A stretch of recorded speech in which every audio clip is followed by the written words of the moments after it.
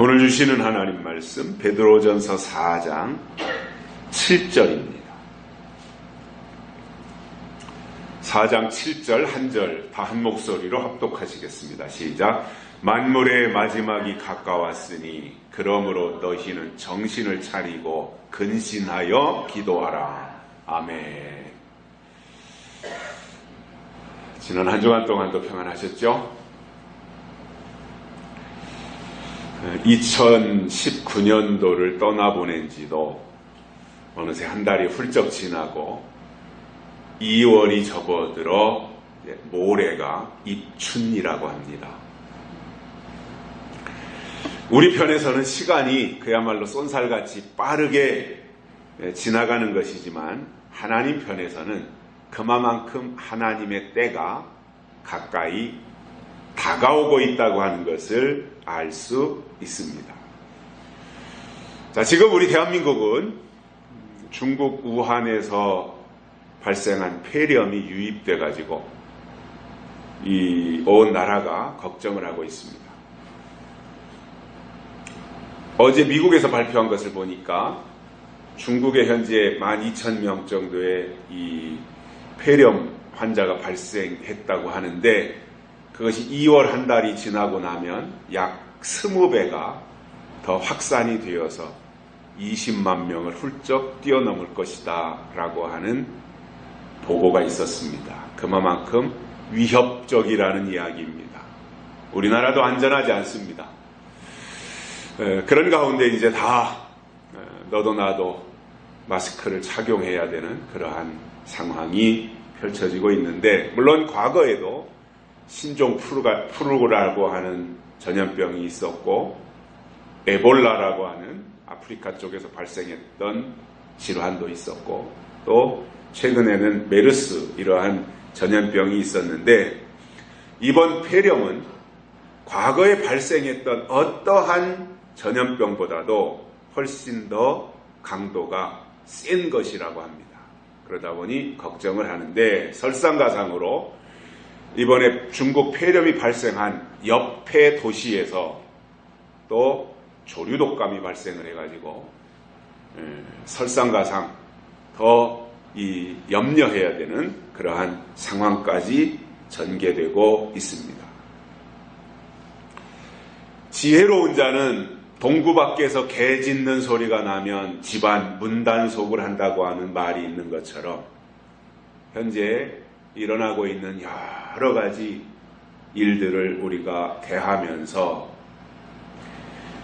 지금 이 시기가 성경이 말씀하고 있는 마지막 때가 아니겠는가, 그 징조를 우리에게 보여주는 것이 아니겠는가, 이러한 생각도 가져봅니다.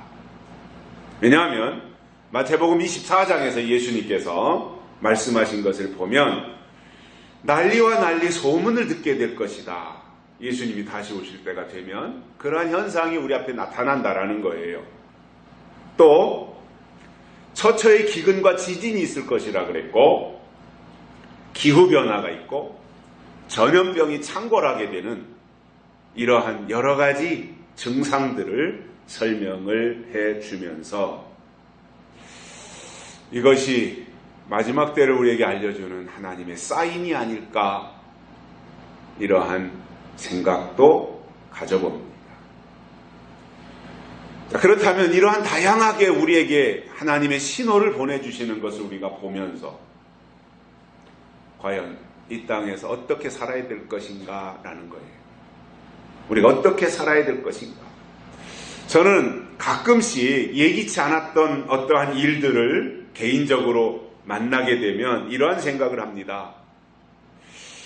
이게 현상이냐 아니면 본질이냐, 이게 나타난 것이 그냥 하나의 현상으로 스쳐 지나가는 것이냐, 아니면 그 속에 담고 있는 중요한 메시지가 있어서 그것을 파악해야 되는 본질이냐, 이게 과연 현상일까 본질일까, 그 관점에서 어떠한 일들을 보면서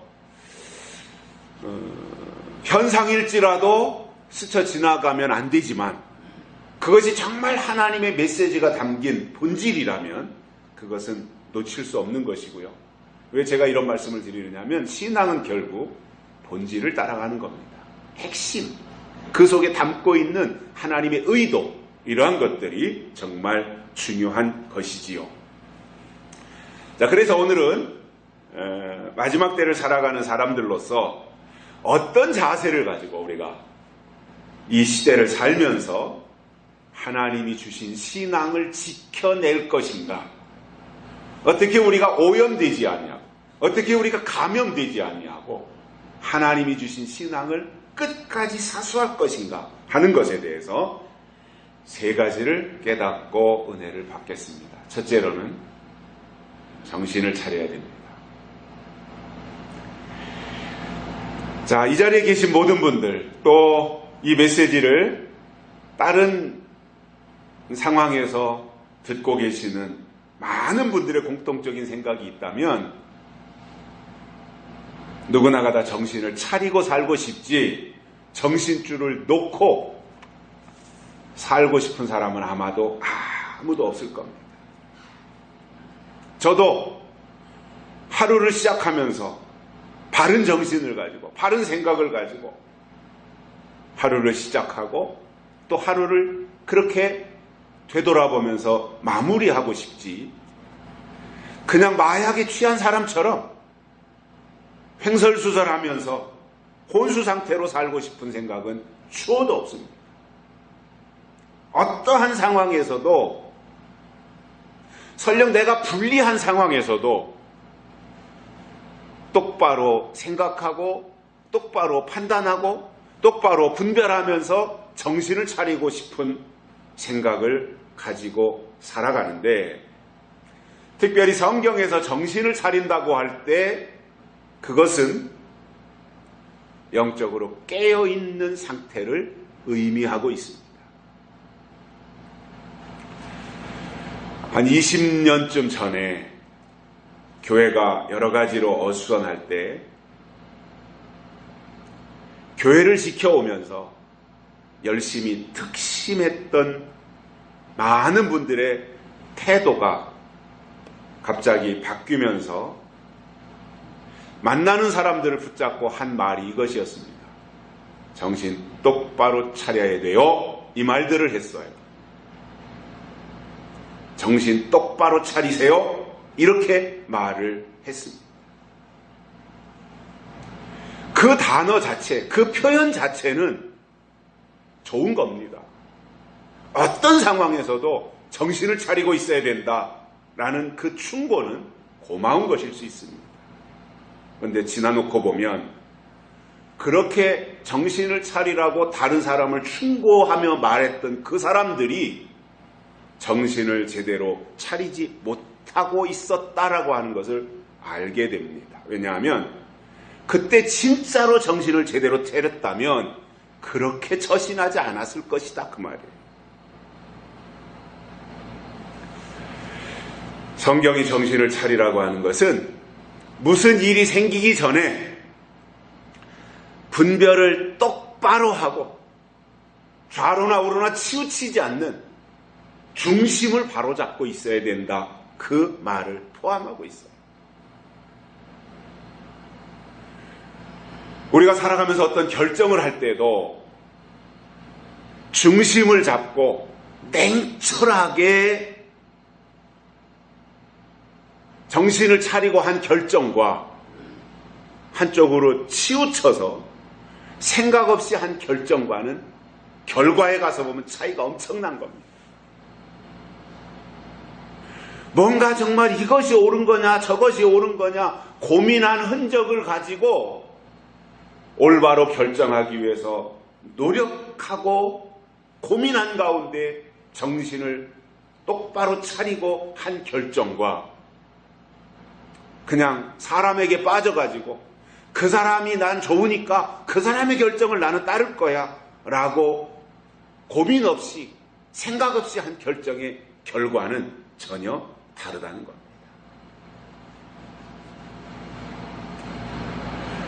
우리가 살아가는 데 있어서 중요한 것은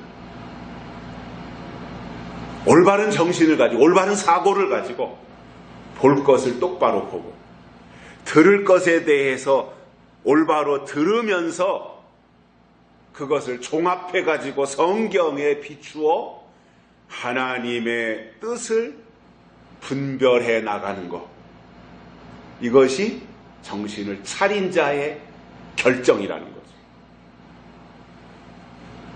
마태복음 25장에서 예수님이 말씀하신 그 유명한 10처녀의 비유가 나옵니다. 슬기로운 5처녀, 미련한 5처녀.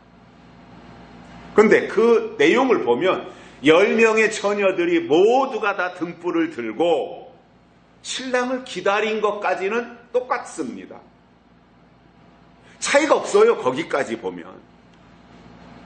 그런데 마지막에 가서 예수님이 신랑으로 오실 때 가서 보니까 똑같이 등불 들고 이렇게 손에다가 등불을 들고 그리고 똑같이 다 졸고 있었다 그랬어요. 10명이 다.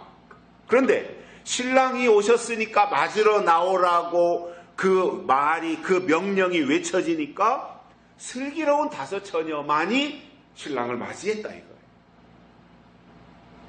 똑같이 등잔을 가졌고 똑같이 신랑을 기다리고 있고 똑같이 거기에서 10명이 기다리다가 지쳐가지고 졸고 있었다라고 하는 공통점이 있었음에도 불구하고 5처녀의 슬기로운 자들은 신랑을 맞이하더라는 거예요.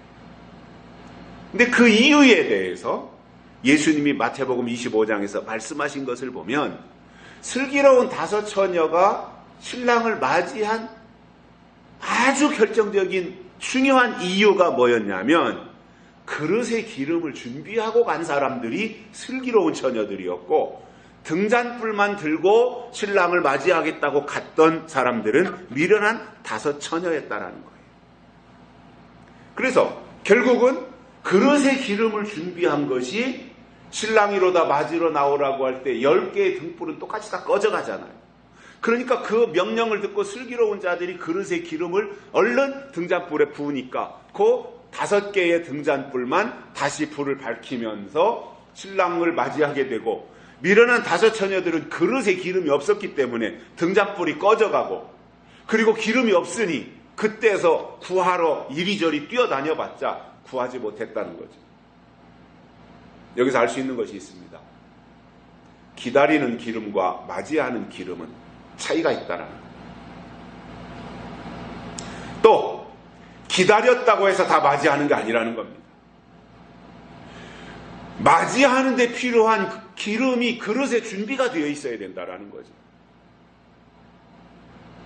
이것이 맞이한 자와 맞이하지 못한 자, 슬기로운 자와 미련한 자의 차이였다는 거예요. 그릇의 기름은 맞이하는 기름이었습니다. 그러면 예수님께서 그렇게 말씀하셨을 때 이 그릇의 기름을 준비하는 그 모습이 정신을 똑바로 차린 자의 모습이라는 거예요. 정신을 차린 자는 맞이하는 데 필요한 것이 무엇인지까지 아는 거예요. 현재 가지고 있는 등잔의 기름 이것만이 아니라 현재 가지고 있는 이것뿐만 아니라 앞으로 예수님 신랑이 오실 때 맞이하는 게 뭐냐까지도 안다라는 거죠. 그릇의 기름이 뭐예요? 예언의 말씀이잖아요. 예언의 말씀, 그것이 신랑을 맞이하는 데 필요한, 신랑을 맞이할 때 쓰여지는 기름이라는 거예요.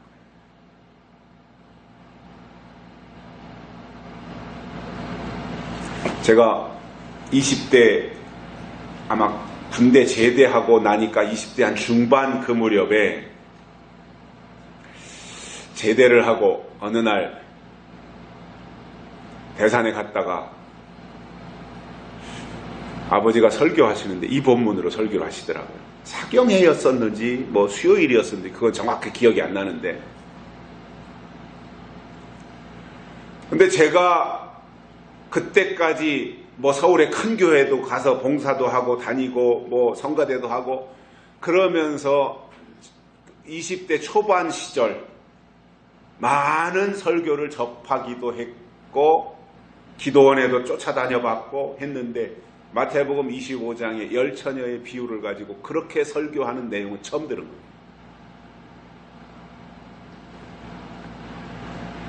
그래서 그때 제가 완전히 그 말씀에 사로잡혔다고 봐요. 제가 기억하는, 그러니까 제가 지금도 기억하고 한 40여 년 가까이 전의 내용을 기억하고 있다고 하는 것은 그때 제가 은혜를 받았다는 이야기거든요. 그것이 몇 가지가 되는데 그 중에 하나가 마태복음 25장.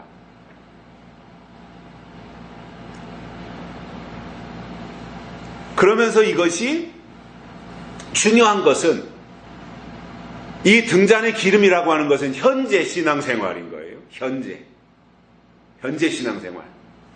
그리고 그릇의 기름을 따로 병에다가 가지고 있다고 하는 것은 이건 앞으로 필요한 거잖아요. 예수님을 맞이할 때 앞으로 필요한 것을 현재 준비하고 있는 거예요. 물론 여기에 기름이 들어있어요. 등잔에. 근데 그릇의 기름은 따로 가지고 있었던 거예요. 이건 언제 필요한 거냐? 신랑을 맞이하러 갈 때 필요한 거예요. 이거를 슬기로운 자들은 알고 준비했더라고요. 신앙은요, 앞으로 필요한 것을 준비하는 게 신앙이에요. 그거를 예언의 말씀이라고 성경은 말씀하고 있는 거예요. 그래서 예수님이 다시 오실 때, 예수님이 다시 오신대, 나 다시 오실 때 예수님을 맞이할 거야. 그렇게 구호 외친다고 맞이하는 게 아니에요. 그렇게 구호만 외치고 있다면 그거는 등잔만 가지고 있었던 미련한 5처녀에 불과한 겁니다. 그 구호를 외칠 뿐만 아니라 나 예수님을 신랑으로 맞이할 거야. 그렇게 외쳤다면 그 외침이 사실이라면 그릇의 기름이 준비되어 있어야 된다 그 말이에요. 근데 나 신랑으로 예수님을 맞이할 거야 말은 하면서 그릇의 기름을 준비하지 않았다면, 예언의 말씀으로 믿지 않았다면 그것은 신랑을 맞이하지는 못한다는 거예요. 기다림으로 끝나지 맞이하지 못한다는 거예요. 여러분, 우리가 출애굽기에서도 그런 내용을 보잖아요. 자, 모세를 따라서 가나안 땅으로 데려가기 위해서 그들을 데리고 모세가 60만 명 데리고 출애굽을 해요. 그런데 출애굽했다고 해서 다 가나안 땅에 들어간 게 아니었어요. 출애굽으로 끝난 사람들이 여호수아와 갈렙을 제외하고는 전부였습니다. 하나님이 그들을 출애굽시킨 목적은 가나안 땅으로 데려가 가기 위한 게 하나님의 계획이었어요. 그런데 왜 그들이 못 갔느냐? 가나안 땅에. 광야에 나왔으면 인도하시는 하나님의 인도하심을 따라서 지난주에도 말씀드린 것처럼 출애굽해서 광야에 나와 있지만, 몸은 광야에 있지만 생각은 가나안 땅에 가 있어야 돼요. 왜냐? 그게 하나님의 목적이었으니까. 그런데 출애굽한 이스라엘 백성들은 여호수아와 갈렙을 제외한 나머지는 출애굽을 해서 광야에 나왔는데 좀 불편하면 애굽 생각을 했던 거예요. 애굽으로 돌아갈 생각을 했던 거예요. 그들은 광야에 출애굽하고 광야에 나왔어도 광야에서 다 죽은 거예요. 가나안 땅에 못 갔어요. 무슨 얘기냐면 현재 우리가 여기서 광야였든 열처녀였든 현재 우리가 이 땅에서 살고 있는 이 자리, 현실 속에서 하나님이 주신 미래를 바라보고 거기에 우리의 생각과 마음이 머물러 있으면서 지금 삶 속에서 그때를 준비해야 된다. 그래서 우리가 신앙생활은 과거에 집착하는 것도 아니고요, 현실에만 충실한 것도 아니에요. 과거도 중요하고 현재도 중요하지만 더 중요한 것이 뭐냐? 미래입니다. 앞으로 하나님 우리를 위해서 하실 일이 무엇이냐? 앞으로 하나님 우리에게 주실 것이 무엇이냐? 이게 중요한 거예요. 이게 예언이잖아요. 그래서 신앙생활하는 데 있어서 가장 비중을 많이 차지하는 게 예언입니다. 그게 정상입니다. 예언의 말씀이 내 신앙에 가장 큰 비중을 가지고 있다. 이건 정상적인 거예요. 그런데 신앙생활을 오래 했는데 나는 예언의 말씀이 뭔지 전혀 모른다. 나는 그냥 현재에만 충실하겠다. 그냥 현재 교회 생활에만 충실하고 천당 가겠다. 천국 가겠다. 이렇게 생각한다면 그게 바로 미련한 다수처녀라는 거예요. 그 사람들이 출애굽을 해서 광야에 나왔지만 가나안 땅에 들어가지 못한 사람들이라는 거예요. 결국 2020년도를 살아가는, 그리고 오늘 이렇게 우리를 하나님이 부르셔서 약속의 말씀으로, 예언의 말씀으로 부르심을 받아 여기까지 왔다면 그 증거가 우리 속에 무엇으로 있어야 되느냐? 하나님이 하실 일이라고 하는 것을 예언의 말씀으로 받아서 우리의 방향과 목표가 거기에 가 있어야 된다. 그것이 그 사람이 고백한 신앙을 증명하는 겁니다. 입증하는 것이 됩니다. 사람은 육체와 정신이 모두 다 건강해야 진짜 건강한 겁니다. 그죠? 육체는 멀쩡한데, 사지가 멀쩡한데 정신이 병들었거나 정신이 썩어 문드러져 있다면 그 사람은요, 멀쩡한 육체를 가지고 아무런 역할을 못해요. 정신이 병들어 있으면 육체의 건강이 의미가 없더라는 거예요. 그런데 반대로 육체는 장애가 있고 육체는 좀 연약하지만 정신이 건강하면 그는 역할을 하더라는 거예요. 미국의 그 스티븐 호킹 박사인가요?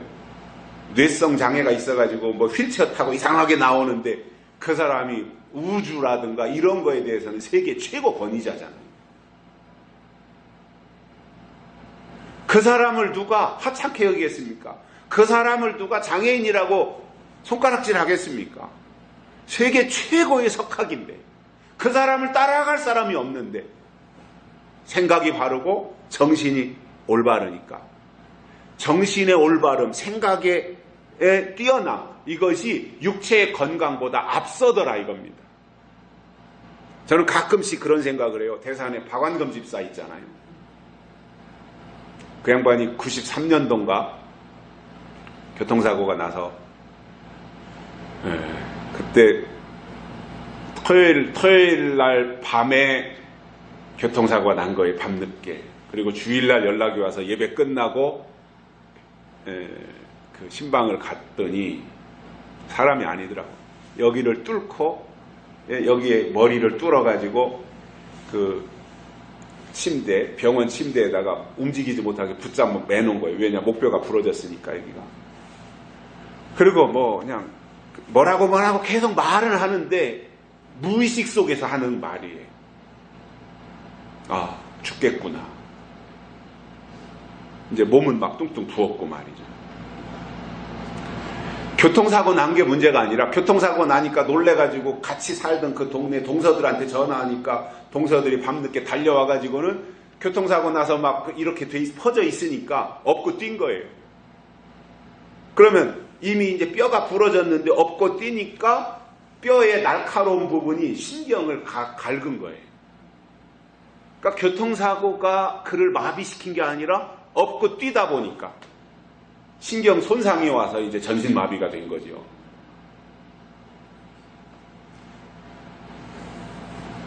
대개 그 정도 교통사고로 전신마비가 오면 제일 오래 사는 사람이 5년 산답니다. 5년에서 6년. 통계적으로. 근데 그 양반은 지금 25, 6년 된 것 같아요. 26, 7년. 근데 그분 봐요. 정신은 온전하다니까요. 말은 원래부터 잘했지만 그 양반이 지금도 뭐 어디 가서 사람 만나면 인사 잘하고 말이죠. 반가워하고 몸만 못 움직인다 뿐이지 다 하는 거예요. 요즘은 안 하는데 한 번씩 그전에는 저한테 전화도 하고 또 제 어머니 안부도 묻고 한 번은 편지를 썼더라고요 저한테. 근데 그분이 못 쓰잖아요. 편지를. 마비가 됐으니까. 누구 시켰겠죠. 자기가 부르는 걸 누가 받아 썼겠죠. 그리고 저한테 보냈어요. 뭐 이런저런 구구절절 이야기를 썼는데 그분을 보면서 야, 이게 정신이 살아있고 생각이 멀쩡하니까 역할을 하는구나. 근데 만약에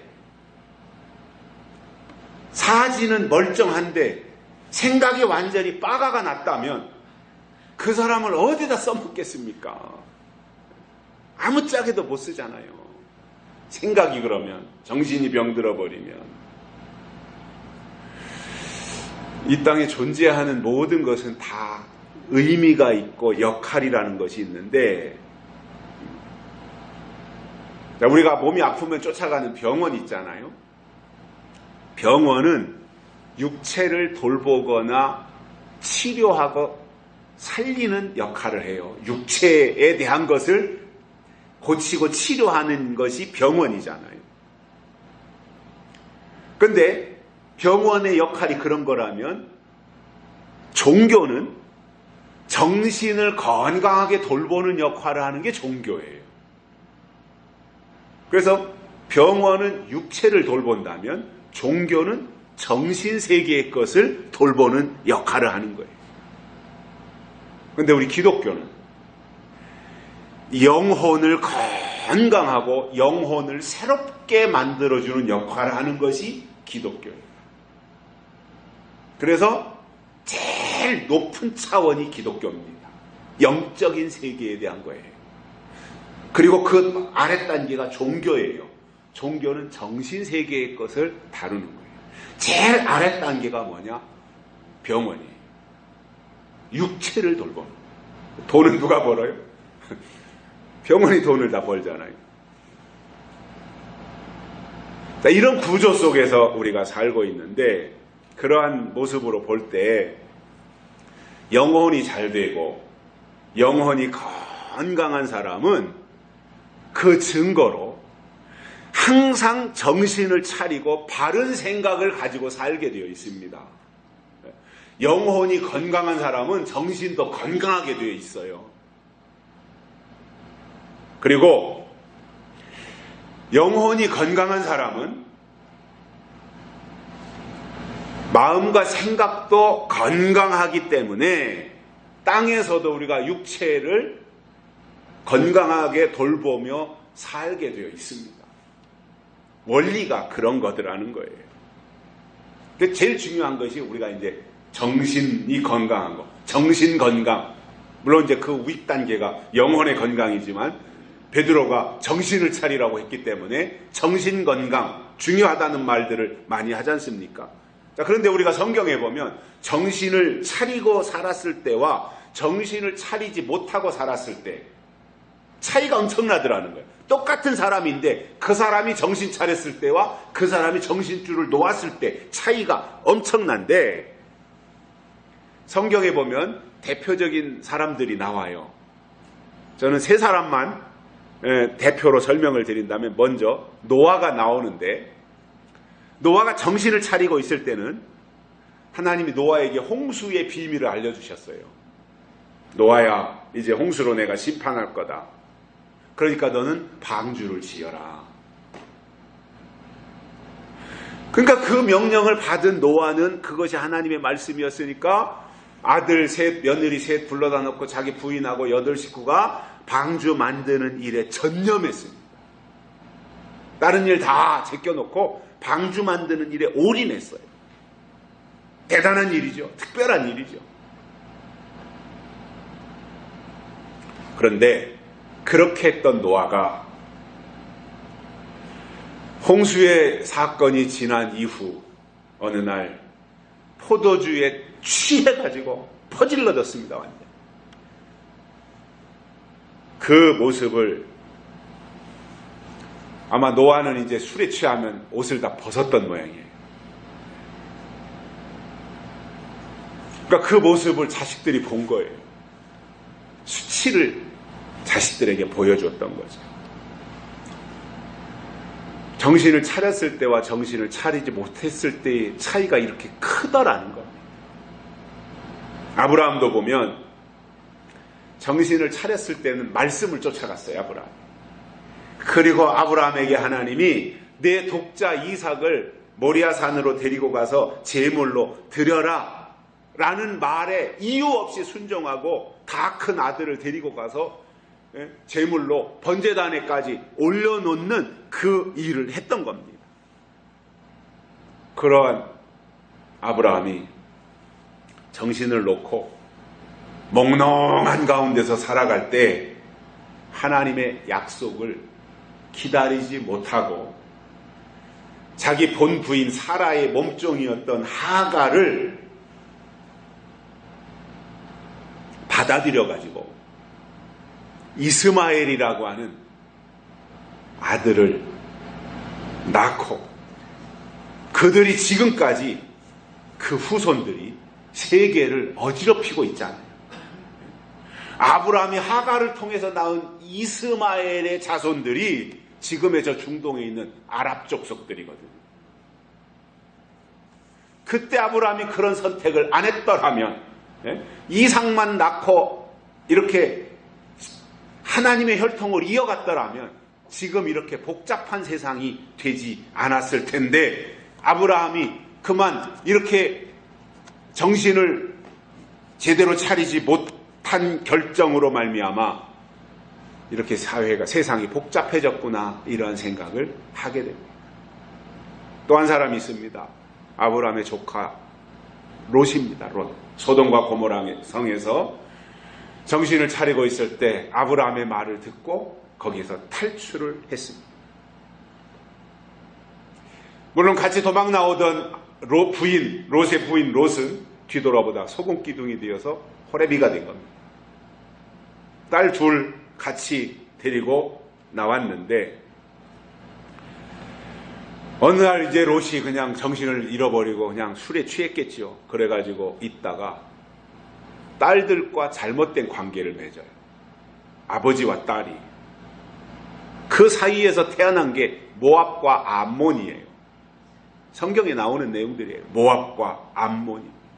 그 족속들을 롯과 딸, 아버지와 딸들 사이에서 태어난 자식들을 모압과 암몬으로, 이름이 그러했으니까 너는 모압이고 너는 암몬이고 그 사이에서 태어난 아들들이, 그래서 그 아들들이 모압 족속이 되고 암몬 족속이 됐던 것이고, 그래서 이스라엘을 얼마나 괴롭혔습니까? 그리고 그들이 현재는 이슬람이 됐던 겁니다.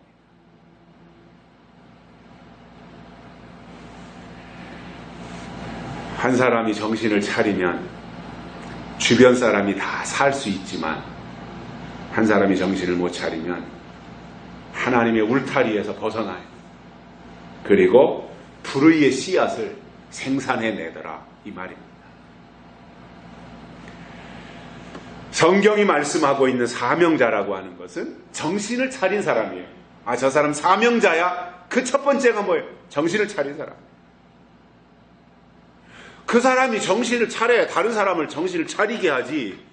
내가 정신을 못 차리고 있는데 그 사람이 무슨 다른 사람에게 영향력을 행사할 수 있겠습니까? 속담에 호랑이에게 물려가도 정신만 차리면 산다라는 말이 있습니다. 호랑이에게 물려가도. 마찬가지로 이 땅에서 우리가 살아가는 데 있어서도 정신을 차리고 살아가는 것은 매우 중요한 겁니다. 특히 우리가 신앙적으로도 정신을 차려야 되는데, 신앙적으로 영적으로 정신을 차린 사람은 그 증거가 뭐냐? 하나님의 때를 알게 돼 있어요. 또 하나님의 법을 알게 돼 있어요. 그리고 하나님의 하실 일이 무엇인지 알기 때문에 하나님의 일을 이루어 드리는 일에 쓰임 받을 수 있는 겁니다. 자, 하나님이 쓰시는 사람이 누구냐? 정신을 차린 사람을 먼저 쓰신다, 이 말입니다. 두 번째로는 근신하라입니다. 근신하라. 자, 근신이 뭐냐? 나 자신을 돌아보는 거예요.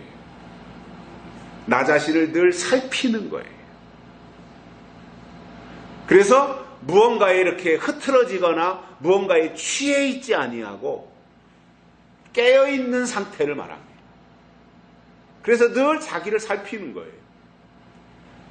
그래서 근신이 뭐냐? 하나님 제 보래요 이게 아니에요. 나 보라는 거예요. 나. 늘 자기를 살피는 게 이게 근신인 겁니다. 누가복음 12장 35절에서 예수님이 그런 말씀을 하십니다. 허리에 띠를 띠고 등불을 켜고 서 있으라. 너희는 마치 주인이 그 혼인집에서 돌아와 문을 두드리면 언제든지 문을 열어주기 위해서 기다리는 사람과 같이 되라.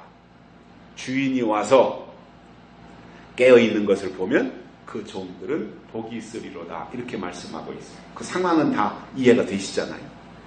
그러니까 주인이 혼인잔치에 가서, 이스라엘의 혼인잔치는 밤 심야에 이루어지니까 혼인잔치에 갔다가 언제 혼인잔치를 끝나고 올지 모르지만 이 종은 주인이 집을 떠나 있고 집을 비웠을 때 그 문 앞에, 대문 앞에서 등불을 켜고 허리에 띠를 띠고 그리고 기다리면서 주인이 문을 두드리면 언제든지 내가 문을 열어주려고 준비하고 깨어있는 그 모습, 이러한 모습이 복 있는 사람이라는 거예요.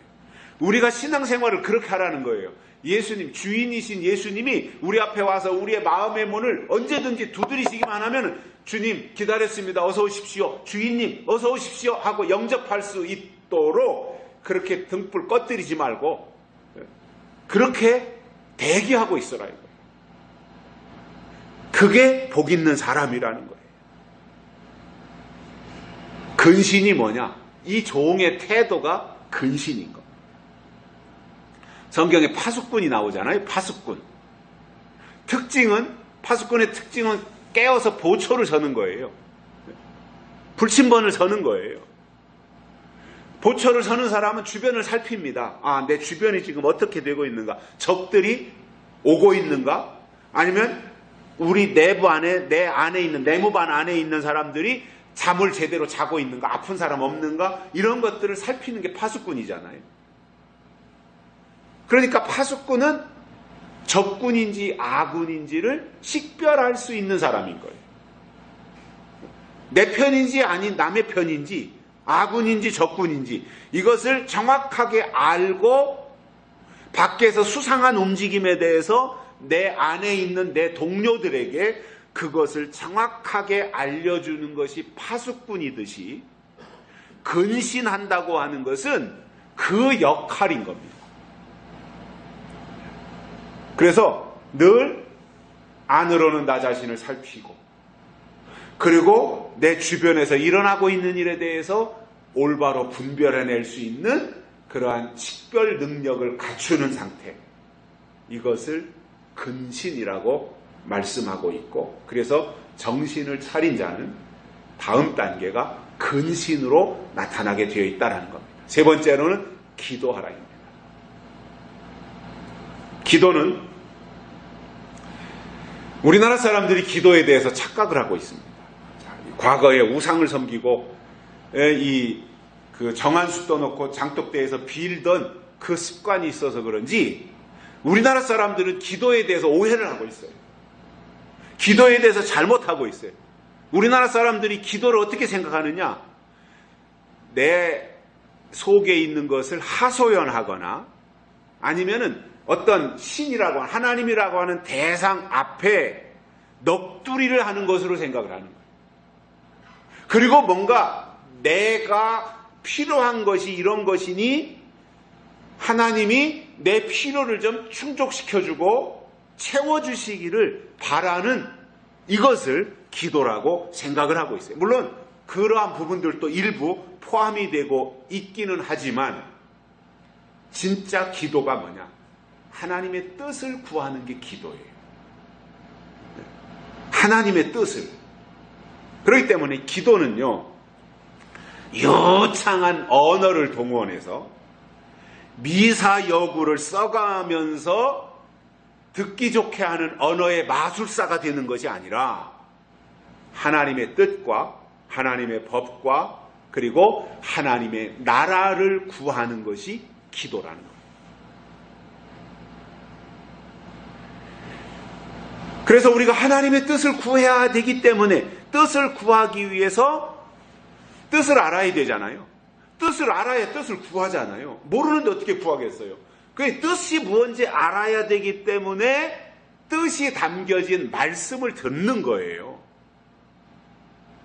그래서 그 말씀을 들어야 하나님의 뜻이 이거고 하나님의 계획이 이런 것이니까 내가 이것을 가지고 하나님의 계획을 이렇게 구해야 되겠구나, 이러한 마음이 오는 거지, 말씀을 안 들었는데 어떻게 그분의 생각을 알 수 있습니까?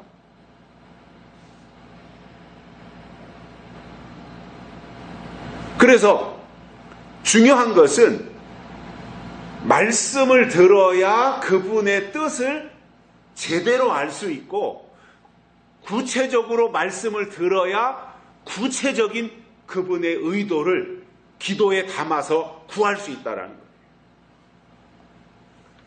그래서 말씀이 뭔지, 하나님의 뜻이 뭔지 모르고 눈을 감고 하나님 이렇게 해주세요, 하나님 저렇게 해주세요, 이렇게 목청껏 중언부언하는 것은 하나님하고 거리가 멀다라는 겁니다. 한 번은 제가 새벽 기도를 갔는데, 오래전 이야기입니다. 한 30년쯤 전 이야기인데, 앞에서 이렇게 기도하고 있는데 갑자기 문 여는 소리가 확 나요. 그때 아직 다른 분들이 오시기 전이에요. 새벽 기도하러. 문 여는 소리가 확 나요. 그러더니 그때 우리 교회가 카페트를 깔았거든요. 이 의자 없이. 그러니까 쿵쿵쿵쿵 들어오는 소리가 나요. 누가 왔나. 이제 기도하면서 이제 그런 생각이 드는 거예요. 그런데 뭔가를 툭 놓는 소리가 나요. 나중에 보니까 이제 성경책 가방 집어 던진 거예요. 그리고 퍽썩 주도 않더니 울면서, 그분 남편이 택시 운전을 한 것 같아요. 그때 당시에. 하나님, 우리 남편 택시 운전하고 있는데 하면서 막 거기서 이제 그거에 대해서 하소연을 하고, 그러니까 어찌 보면 그 속에 있는 한풀이를 기도라는 방식을 동원해서 한 거지요. 물론 그것도 그 속에 담고 있는 한을 치유해주는 어떤 역할을 교회가 했다라고 하는 것에 대해서는 긍정적인 측면이 있지만, 하나님 앞에 기도한다라고 하는 측면에서 볼 때는 그것은 자기 하소연은 됐을지 모르지만 진짜 기도는 그런 게 아니다라고 하는 거예요. 뜻을 알고 그 안 뜻을 하나님 앞에 구하고, 그리고 그 뜻을 더 구체적으로 알기 위해서 예언의 말씀 속으로 들어가는 이 행위. 그래서 말씀을 듣고 들은 말씀을 가지고, 하나님 오늘 말씀을 이렇게 주셨는데 이것이 하나님의 계획이고 이것이 하나님의 뜻이니 하나님의 뜻이 이 땅에서 이렇게 이루어져야 되고, 그 뜻이 이루어지는데 나를 이렇게 사용해 주십시오, 이렇게 가야 구체적인 기도라는 겁니다. 그러므로 땅의 것이나 구하는 것은 진짜 기도가 아니라 하늘의 것을 구해야 되고, 하나님의 법을 구하며 하나님이 하실 일과 성경에 될 일을 구하는 이것이 기도라는 말입니다.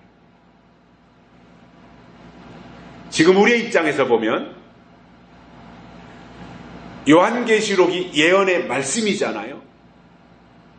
그렇기 때문에 요한계시록의 말씀을 잘 읽고 듣고, 그리고 그 요한계시록은 우리에게 아직 다 이루어진 것이 아니라 지금 이루어지고 있고 앞으로 이루어질 말씀이기 때문에 그것을 우리가 예언의 말씀이라고 하는 거거든요. 그러니까 이 예언의 말씀이 이루어지기를 기도해야 되는데, 요한계시록을 모르고 어떻게 그것이 이루어지기를 기도할 수 있어요? 그러니까 요한계시록의 말씀을 꾸준하게 이어서 듣고, 그리고 전체 개념을 파악하고 구체적으로 세부적으로 들어가서 이러한 것이 앞으로 하나님의 계획이고 하나님의 의도이고 이렇게 하나님이 하실 일이구나, 이러한 것을 우리가 알고 그 하나님의 계시록에 숨겨진 하나님의 계획들이 지금 이 시대에 이렇게 이루어지기를 원합니다 라고 해야 하나님과 소통이 되는 진짜 기도라는 거예요. 그 기도를 하자, 그거예요. 베드로가 지금 그 말씀을 하는 거예요. 정신을 차려라, 근신하라, 그리고 그렇게 기도하라, 그 말씀을 하시는 겁니다. 요한복음 15장 7절에서 예수님 이런 말씀을 하셨습니다. 너희가 내 안에 있고 내 말이 너희 안에 거하면 무엇이든지 원하는 대로 구하라. 그리하면 이루리라. 이렇게 말씀하십니다. 중요한 단어가 뭐예요? 내 말이 너희 안에 거하면 이거예요. 그런데 그것은 무시한다니까요. 성경에 봐라. 원하는 대로 다 주신다고 했지 않냐? 원하는 대로 다 이루어 주신다고 했지 않냐? 그러니까 다 그냥 뭐가 아무거나 구하라 이루어 주신다. 이렇게 말한다면 그것은 전체 의도 파악을 잘못한 거예요. 그래서 산을 보고 나무를 말해야 되잖아요. 숲을 다 보고 나서 나무 한 그루를 말한다면 그것은 맞아요. 근데 숲을 보지 아니하고 나무 한 그루만 가지고 이걸 보면서 이 나무를 봤더니 이 나무는 어느 산에서 있는 나무고 어느 숲에 있는 나무고 뭐 거기에는 이런 종류의 나무가 있다고 나무 한 그루 보고 그렇게 말했다면 그건 틀린 얘기가 되잖아요. 근데 전체 숲을 보고 산을 보고 나서 거기에 있는 소나무를 하나 가져다가 이 소나무를 보고는 이것은 재래종 조선 토종 소나무이고 이런 식으로 말을 제대로 한다면 그것은 맞는 말이 되는 거거든요. 신앙도 똑같습니다. 전체를 보고 부분을 말해야지 부분을 보고 마치 자기가 전체를 다 아는 것처럼 말한다면 그것은 잘못될 수밖에 없는 거예요. 우리가 창세기에서부터 요한계시록까지 다 알기는 어려워요. 그죠? 다 알 수는 없어요. 그렇게 하기 위해서는 신학도 공부해야 되고 그 신학 중에서도 조직신학에 들어가야 되고 주경신학에 들어가야 되고 역사신학에 들어가야 되고 이렇게 해서 다 알려면 너무 힘들어요. 그런데 우리가 지금 이 시점에서 신앙생활하는 오늘 이 시점에서 우리가 알 수 있는 것은 가능한 것은 뭐예요? 요한계시록은 66권 중에 한 부분이잖아요. 결론이잖아요. 그것은 알고 가자 그거예요. 그래서 저는 우리 교회가 존재하는 이유는 뭘까? 그런 생각을 해봐요. 우리 교회가 존재하는 이유가 뭘까? 단연 요한계시록을 증거하기 위해서 존재한다. 이거지요. 그러면 저는 가장 위대한 것이 요한계시록이라고 보거든요. 가장 위대한 책이. 그래서 그 위대한 말씀에 사로잡히고 위대한 하나님의 역사에 사로잡혀서 아직은 그것이 구체적으로 우리 앞에 펼쳐져서 나타나지 않지만 하나하나 지금 진행이 되고 전개되고 이루어가는 과정 속에 있는데 앞으로 이것이 구체적으로 폭발한다면 요한계시록이 폭발하는 역사가 나타난다면 그 일에 앞장선 사람들을 하나님이 드러내서 쓰시지 않겠냐는 거예요. 마가다락방의 성령이 폭발하기 전에는 그냥 한 사람의 베드로였고 어부 출신 그냥 고기 잡는 요한이었고 다 그런 거에 불과했지만 마가다락방의 성령이 폭발하니까 그들이 나가서 3,000명 5,000명 회개하는 예수님의 놀라운 대사도가 된 것처럼 때가 돼서 폭발하면 그렇게 쓰시더라는 거예요. 그래서 저는 늘 즐거운 마음으로 삽니다. 제가 대단한 사람이라서 그런 것이 아닙니다. 조금 하나님의 하실 일을 알기 때문에 그것을 붙잡고 기쁨으로 삽니다. 올 초에도 몇몇 사람들하고 전화를 할 일이 있었어요. 물어볼 게 있어서 시청에도 전화하고. 근데 저를 아는 사람들이 그러더라고요. 어떤 사람이 올해 좋은 꿈 꾸셨어요? 그러더라고요. 이제 올해 새해가 시작되면서 좋은 꿈 꾸셨어요? 그러더라고요. 제가 뭐라고 대답하겠어요? 저는 날마다 꿈을 꿉니다. 그랬어요. 저는 날마다 꿈을 꿉니다. 그랬더니 그 사람이 의외의 대답이잖아요. 그런 대답 처음 들은 거예요. 좋으시겠습니다. 그러면요.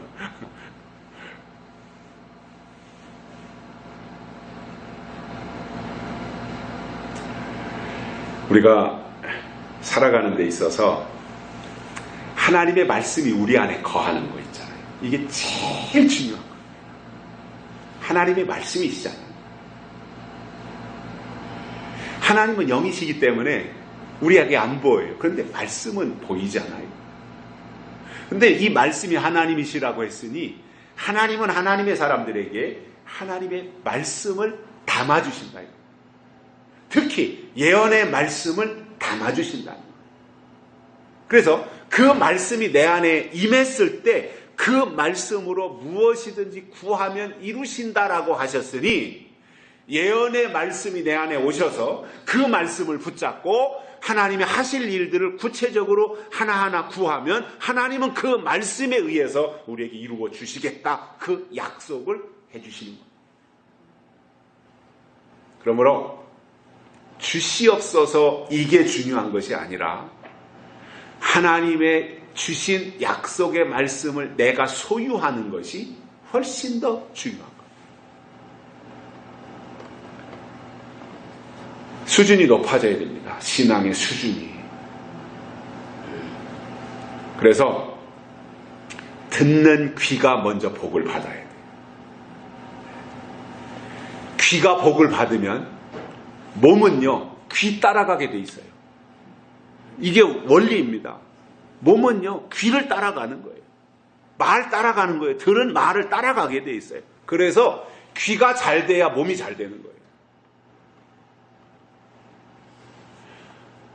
그런 의미에서 볼 때 복 있는 사람은요, 아무 말이나 듣지 않습니다.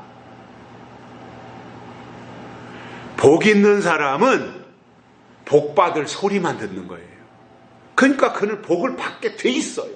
원리가 그런 거예요. 귀 따라간다니까요.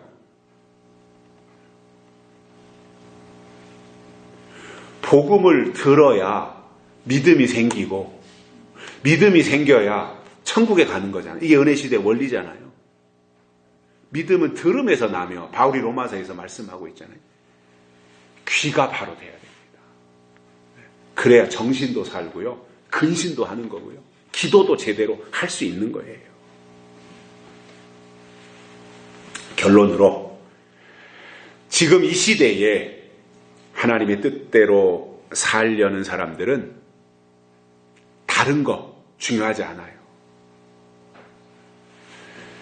하나님의 약속 붙잡고 그 약속이 이루어지기를 구하는 기도 생활을 해 나가야 된다는 거예요. 누가 시킨 게 아닙니다. 여러분, 누가 시키면 하려고 했던 것도 싫잖아요. 저도 중고등학교 다닐 때, 오늘은 내 방 청소 좀 해야지 하고 마음 먹고 있는데 어머니가, 야, 오늘 청소 좀 해라. 그러면 하기 싫어지더라고요. 스스로 우러나서 자원하는 마음으로 할 때 그게 힘도 안 들어요. 그죠? 내가 하고 싶어 하는 일은 지치지도 않아요. 누가 저보고 매일같이 밖에 나가서 10km씩 뛰어다니라, 누가 하루 그렇게 뛰면 10만 원씩 줄 테니까 뛰어다니라 그러면 못해요, 저는. 근데 제가 좋아서 우러나서 하니까 하루에 10km, 12km 매일 이렇게 운동하거든요.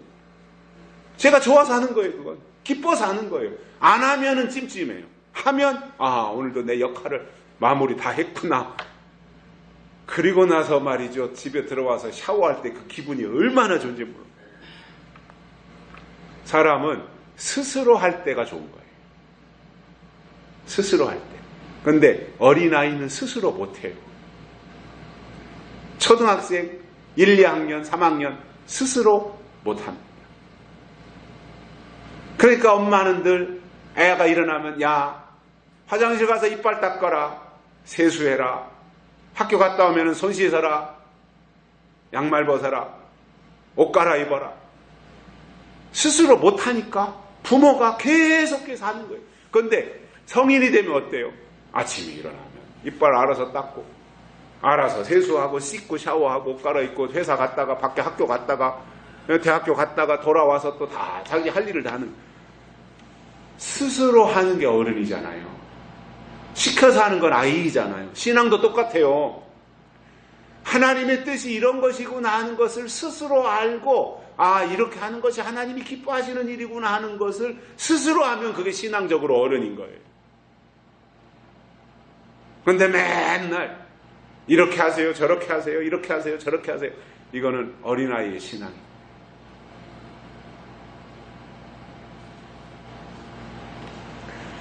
저는 주변에서 이제 제 친구들도 많이 접하게 되고 보잖아요. 목회하는 친구들도 보고. 근데 제가 이렇게 보면서, 야, 이제 시대가 바뀌었고 세상이 바뀌었는데 방식도 좀 바꿔야 되지 않나 생각하는 게 뭐냐?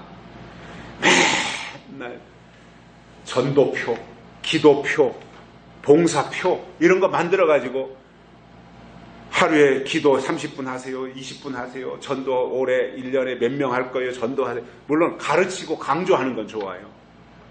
그런데 이미 저는 2020년이 되었으면, 그리고 신앙생활 어느 정도 교회 안에서 잔뼈가 굵었다면 내가 이 정도의 위치에서 내가 해야 될 일이 무엇인지 스스로 알고 해야 되잖아요. 시켜서 하는 것보다 알고 스스로 하는 게 훨씬 더 큰 거잖아요.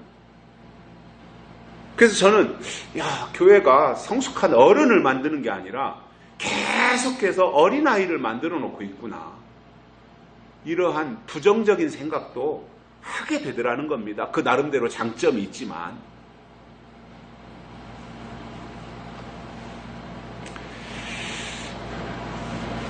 이세벨 때 보면 왕으로부터 백성들의 이르기까지 다 전체가 다 바알신을 섬기고 있었어요.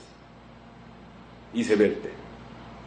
그런데 엘리야라고 하는 유일한 한 사람, 그 사람이 정신을 차리고 근신해서 갈멜산 꼭대기에 올라가서 기도한 결과 우상을 다 타파하고 바알신 다 깨뜨려버리고, 거기에 그냥 갈멜산에 불이 내려가지고 이세벨을 이긴 것처럼 우리도 하나님의 말씀에 사로잡혀 정신을 차리고 시대적으로 깨어서 근신하면서 하나님의 뜻과 법과 나라를 구하는 약속의 사람들이 되시기를 주의 이름으로 축복합니다. 기도하시겠습니다. 살아계신 하나님 아버지, 감사합니다.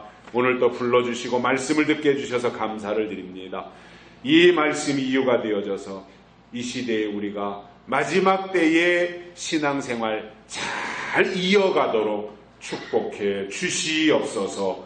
다시 오실 예수님의 이름으로 간절히 기도드리옵나이다. 아멘. 찬송가 446장 부르시면서 헌금 드리시겠습니다.